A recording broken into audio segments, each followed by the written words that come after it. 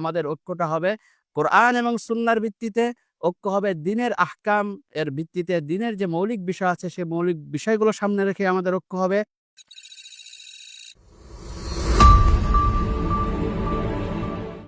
আসসালামু আলাইকুম ওয়া রাহমাতুল্লাহি ওয়া বারাকাতুহু। ইন্নাল হামদালিল্লাহ ওয়াসসালাতু ওয়াসসালামু আলা মান লা নাবিয়্যা বা'দা, আম্মা বা'দ। সুপ্রিয় দর্শক, মানাহিল টিভির পক্ষ থেকে আপনাদেরকে স্বাগতম। আজকে আমাদের সাথে অতিথি হিসেবে রয়েছেন জামিয়াতুশ শেখ জমিরুদ্দিন আল ইসলামিয়া রাঙ্গামাটি চট্টগ্রামের সম্মানিত শিক্ষা সচিব ডক্টর হাসিবুর রহমান আজহারি বারাকাল্লাহু ফি হায়াতি। আমরা জানি যে পৃথিবীর মধ্যে যে কোনো সফলতার পেছনে ঐক্যের কোনো বিকল্প নেই, কিন্তু ইসলাম এই ঐক্যের জন্য অনেক শর্ত আরোপ করেছেন, মানদণ্ড তৈরি করেছেন। তাই আজকের অতিথি এ ব্যাপারে বিস্তারিত আলোচনা করবেন, প্লিজ। আলহামদুলিল্লাহ, ওয়াসসালাতু ওয়াসসালামু আলা রাসূলিল্লাহ বাদ। সুপ্রিয় দর্শক, আমরা ইতিপূর্বে ঐক্যের গুরুত্ব নিয়ে আলোচনা করেছি। এ পর্যায়ে আমরা বলতে চাই যে আমরা যে ঐক্য করব, আমাদের পরস্পর যে ঐক্য আমরা করতে চাই, সেজন্য কোরআন এবং হাদিসের মধ্যে আমাদের কিছু মানদণ্ড এখানে উল্লেখ করা হয়েছে। আমরা শুরুতে যে আয়াতটি আমরা এখানে উল্লেখ করেছি, ওয়াতাসিমু বিহাবলিল্লাহি জামিআন ওয়া লা তাফাররাকু, এখানে বিহাবলিল্লাহ আল্লাহ তাআলার রশি অর্থাৎ আল্লাহ তাআলার দ্বীনকে আঁকড়ে ধরার জন্য আমাদেরকে উদ্বুদ্ধ করা হয়েছে।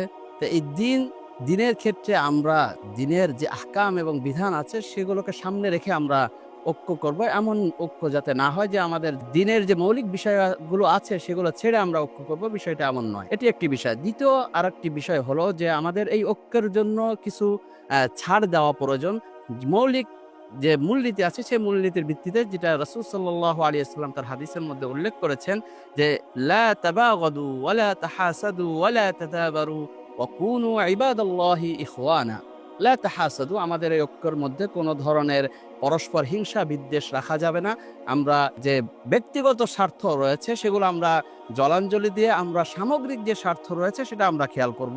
দ্বিতীয় আরেকটি বিষয় হলো ওয়া লা তাবাগাদু, পরস্পর কোনো মারামারি, পরস্পর কোনো ধরনের বাড়াবাড়ি বা এমন কোনো আচরণ না করা, এমন কোনো বক্তব্য না দেওয়া যাতে আমার ঐক্যের মধ্যে ফাটল সৃষ্টি করে।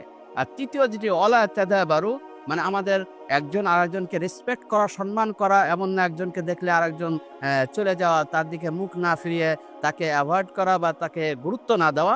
এটা ঐক্যের মূলনীতির মধ্যে একটি বড় মূলনীতি, যে এটা যেন আমাদের না হয়। তাহলে আমরা সংক্ষেপে বলতে পারি যে প্রথম হলো আমাদের ঐক্যটা হবে কোরআন এবং সুন্নাহর ভিত্তিতে, ঐক্য হবে দ্বীনের আহকাম এর ভিত্তিতে, দ্বীনের যে মৌলিক বিষয় আছে সেই মৌলিক বিষয়গুলো সামনে রেখে আমাদের ঐক্য হবে।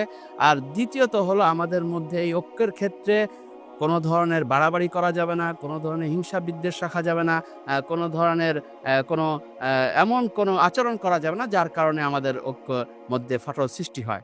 আরেকটি বিষয় হলো যে আমরা যে এই ঐক্য করব, ঐক্যের মধ্যে আমাদের দুটি বিষয়ে বিশেষ করে লক্ষ্য রাখতে হবে। একটি হলো আমাদের আদল, অর্থাৎ রাসূল সাল্লাল্লাহু আলাইহি ওয়াসাল্লাম এবং আল্লাহ তাআলাও কোরআনের মধ্যে উল্লেখ করেছেন, ইয়া আইয়ুহাল্লাযীনা আমানু কুনু কাওয়ামিনা বিল কিসত, তোমরা যে এই পরস্পর যে ঐক্য করবে এই ঐক্যের ক্ষেত্রে আমাদের ন্যায়পরায়ণতা এবং যেটাকে আদল বলে সেটা আমাদের অবশ্যই থাকতে হবে।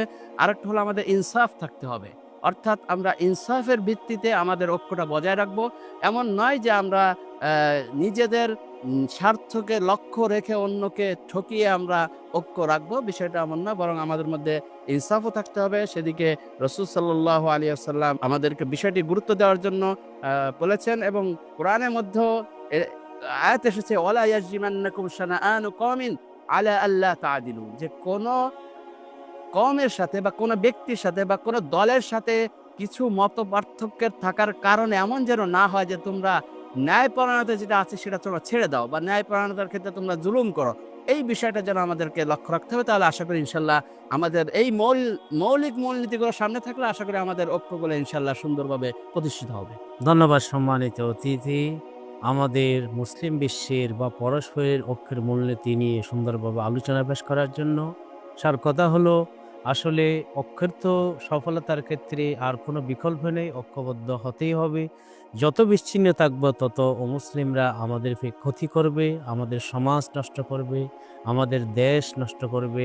তাই ইসলামী শরিয়ার আলোকে, কোরআন সুন্নাহর মূলনীতির আলোকে আমরা যেন ঐক্যবদ্ধ করতে পারি, আল্লাহ তৌফিক দান করুন। সুপ্রিয় দর্শক, আপনাদেরকে অসংখ্য ধন্যবাদ। আসসালামু আলাইকুম ওয়া রাহমাতুল্লাহি ওয়া বারাকাতুহু।